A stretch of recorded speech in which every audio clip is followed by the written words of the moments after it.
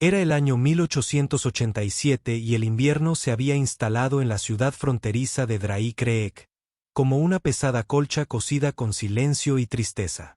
El viento se arremolinaba por las calles vacías, arrastrando consigo la seca y áspera nube de polvo bajo la nieve, y los pocos que desafiaban el frío encorvaban los hombros como si se prepararan para algo más que el clima. Bajo el ruido de las persianas del salón y el gemido de las bisagras escarchadas, la ciudad misma parecía susurrar sobre pérdidas, juicios y cosas que es mejor no decir. Elsie May Holloway caminaba sola por Main Street, con sus botas gastadas y delgadas y su abrigo, poco más que un chal descolorido, apretado firmemente contra su garganta. Los copos de nieve quedaron atrapados en su cabello oscuro y se derritieron en gotas que corrieron por sus mejillas como lágrimas. Se había acostumbrado al hambre, al frío, a la forma en que las miradas de la gente se apartaban de ella. Pero ella nunca se acostumbraría a los susurros. «Cara bonita, vientre vacío», murmuró una mujer mientras Elsie pasaba junto al mercantile, con la voz tan aguda como el crujido de la leña al partirse. «La maldición de la viuda», añadió otro, más bajo, pero lo suficientemente fuerte como para que las palabras pincharan la piel de Elsie como espinas. Ella caminaba más rápido.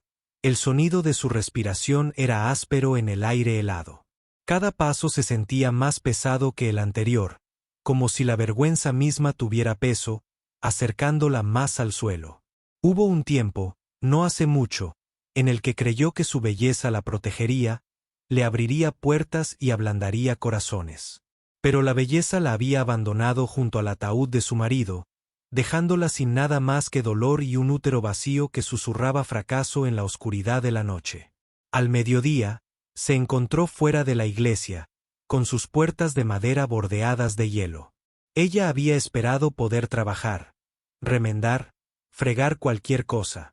Pero la esposa del reverendo Clark la rechazó con una sonrisa demasiado pulida para ocultar su crueldad. El Señor ayuda a quienes se ayudan a sí mismos. Elsie, quizá deberías buscar en otro lado. En otro lugar, siempre en otro lugar. Su estómago asintió, no por la comida, sino por la ausencia de ella. Presionó la palma de la mano contra su vientre como si pudiera calmar el dolor solo con el tacto. Las calles estaban más vacías ahora. La ciudad se apresuraba a entrar mientras las nubes se espesaban en lo alto, prometiendo más nieve. Se ajustó más el chal y pensó en el largo camino de regreso al pequeño refugio que había encontrado debajo del puente, donde la paja y los trapos ofrecían poco contra el frío. Fue entonces cuando escuchó el sonido de la risa de los niños.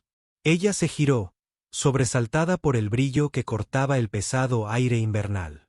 Dos pequeñas figuras aparecieron a la vista, envueltas en bufandas desiguales, con las mejillas listas y las botas demasiado grandes.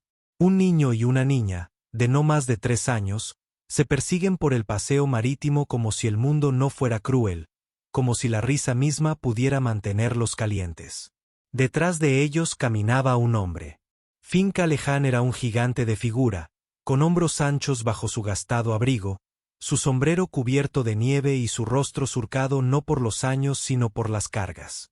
Se comportó con la fuerza silenciosa de un hombre que hacía mucho tiempo que había dejado de esperar la bondad del mundo, pero que aún seguía adelante para aquellos que dependían de él.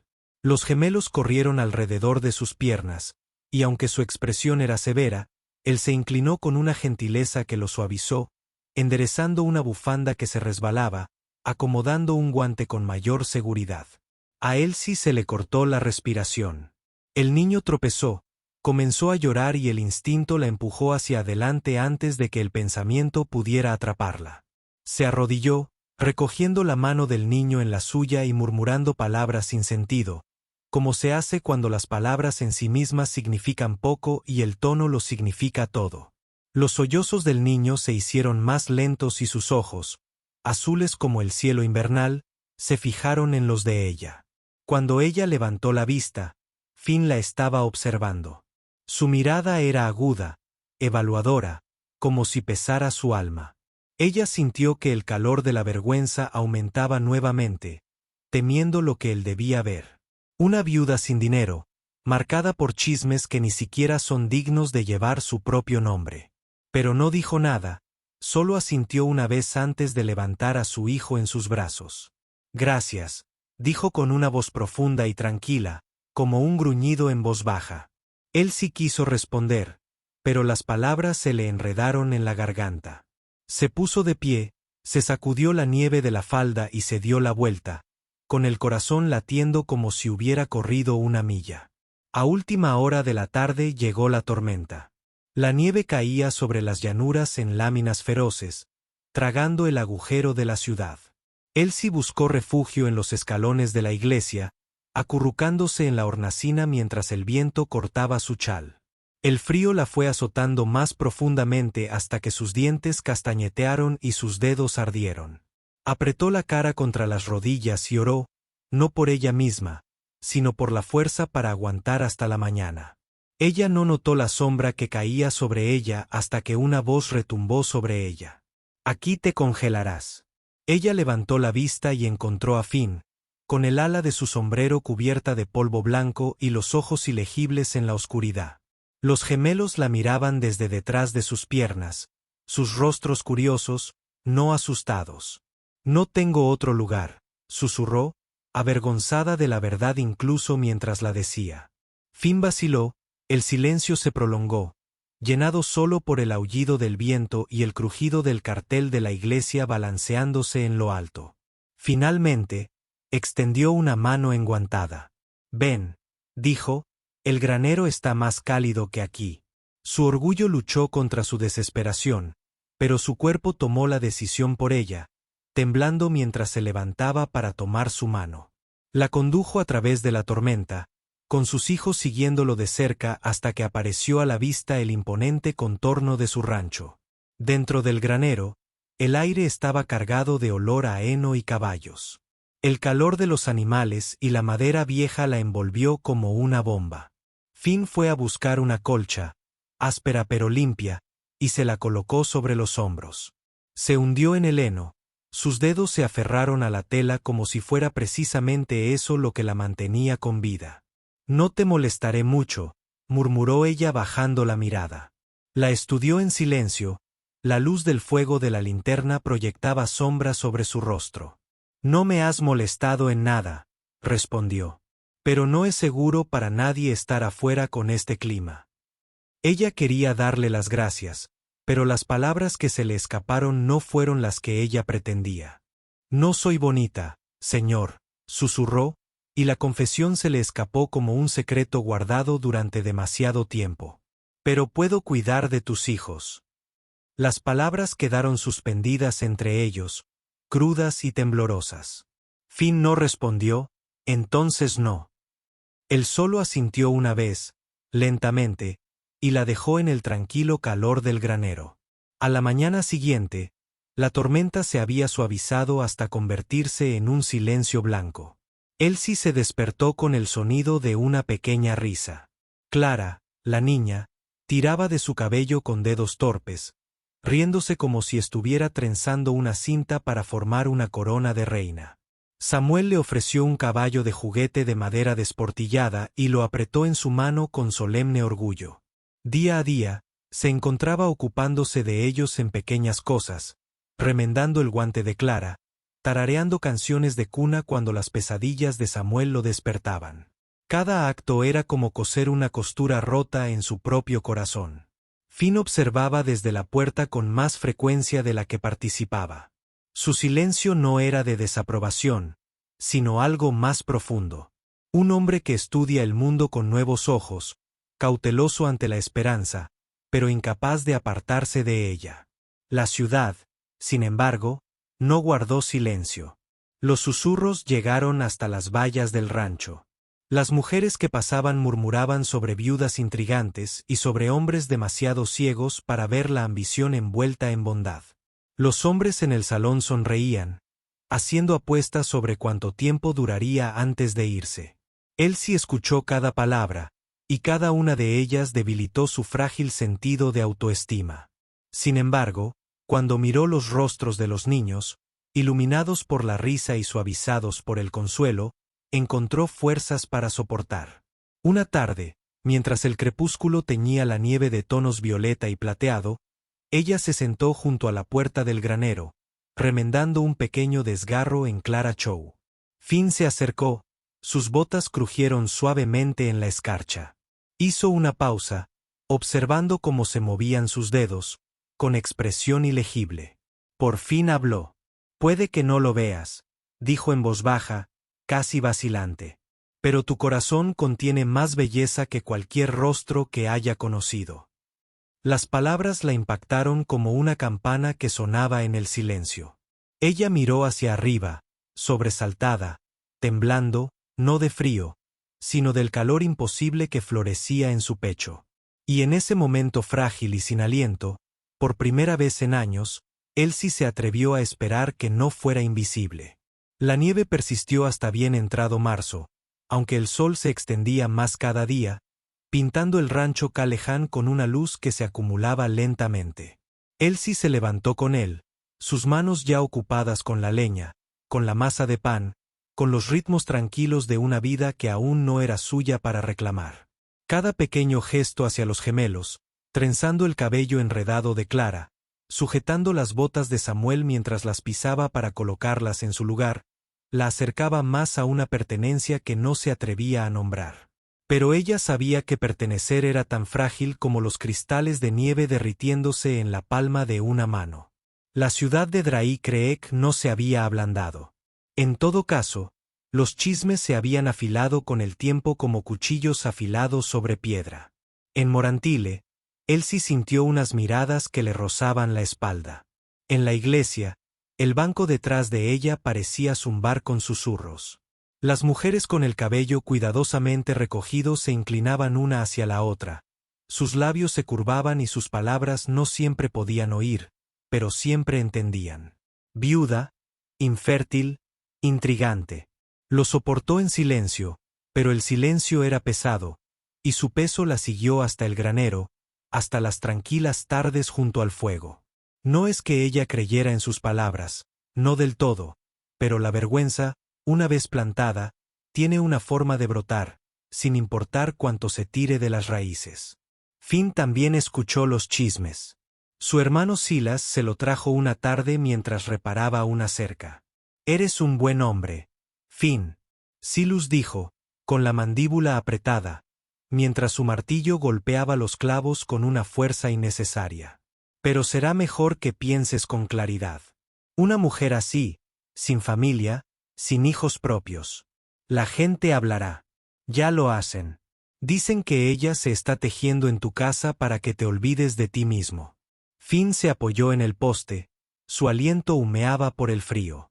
No respondió de inmediato, pues las palabras dichas demasiado rápido a menudo suenan huecas. En cambio, pensó en las manos de Elsie, firmes incluso cuando temblaban.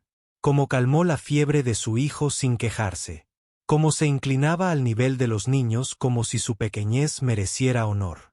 Finalmente dijo que solo los niños no lloran para que ella se vaya. Pero esa noche, Elsie escuchó el eco de la advertencia de Silas. De pie afuera del granero, donde el brillo de las linternas se derramaba sobre la nieve, escuchó lo suficiente para saber lo que el pueblo creía de ella. Su pecho dolía con un familiar latido de rechazo, una herida reabierta.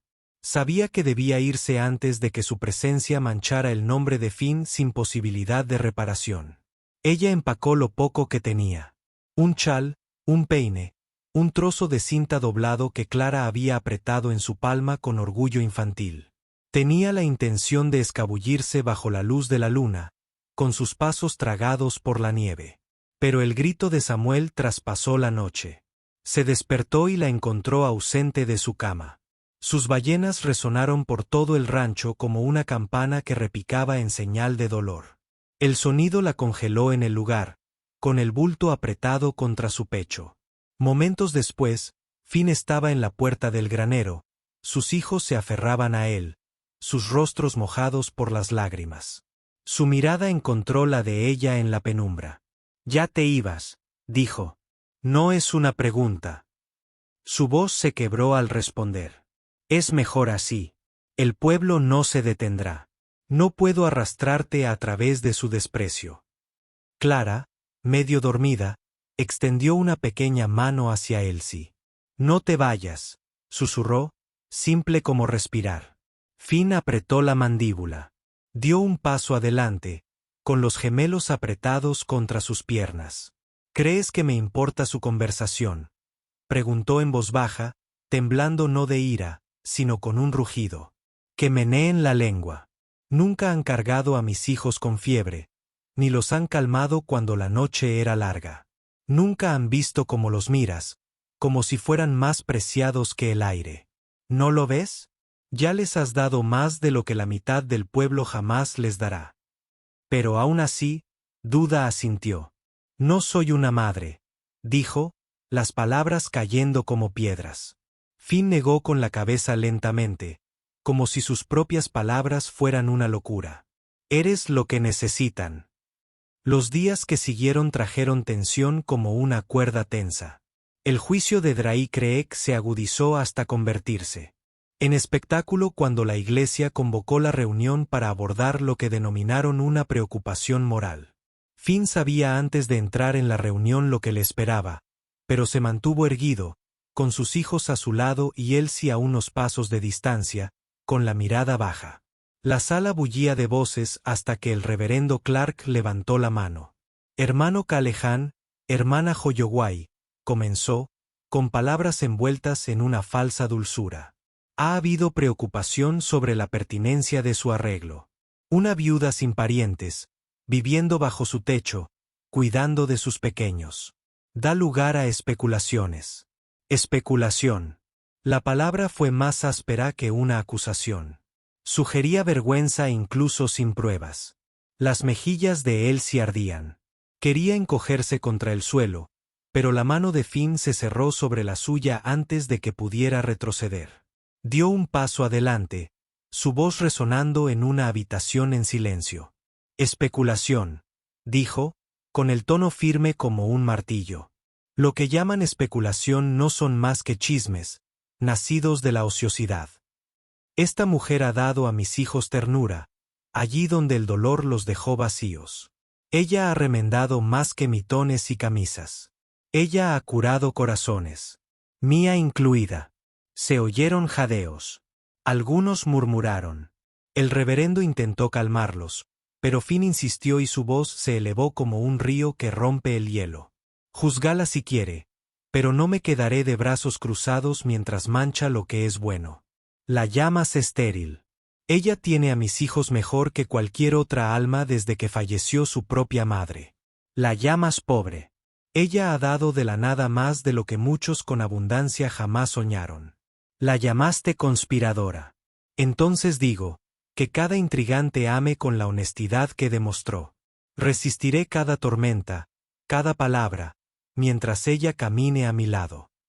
El silencio que siguió fue pesado, de ese tipo que se instala cuando se ha dicho claramente la verdad. No todos estaban convencidos, pero nadie podía negar el fuego en sus palabras. Elsie, temblando, se sintió expuesta y protegida a la vez, como si su voz la hubiera envuelto como una armadura. Esa noche, después de que los niños se durmieron, Elsie se sentó junto al hogar, con las manos cruzadas sobre el regazo y el chal deslizándose de sus hombros. El fuego proyectaba sombras sobre la habitación, pintando las paredes con una luz inquieta. Finn se quedó allí un rato, observándola como si buscara palabras más profundas que el silencio. Cuando finalmente cruzó la habitación, no se sentó, sino que se arrodilló frente a ella, envolviendo con sus grandes manos las de ella, más pequeñas. Sus ojos, feroces como nubes de tormenta, se suavizaron. Eres lo más hermoso para mí, dijo con la voz quebrada. Porque tu corazón es hermoso. El mundo parecía destilarse. Elsie sintió que las palabras la golpeaban como una marea, barriendo los años de rechazo, de susurros de creerse indigna. Las lágrimas nublaron su visión, pero ella no apartó la mirada.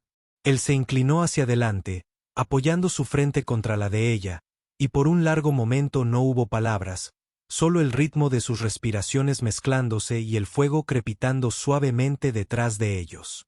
Cuando por fin la atrajo hacia sus brazos, no fue la pasión lo que ardió con más fuerza, sino la curación, la que crece silenciosamente, como la primavera bajo la nieve. Los gemelos, medio despiertos, entraron en la habitación, atraídos por el calor. Clara se subió al regazo de Elsie y Samuel se acurrucó contra el costado de Finn.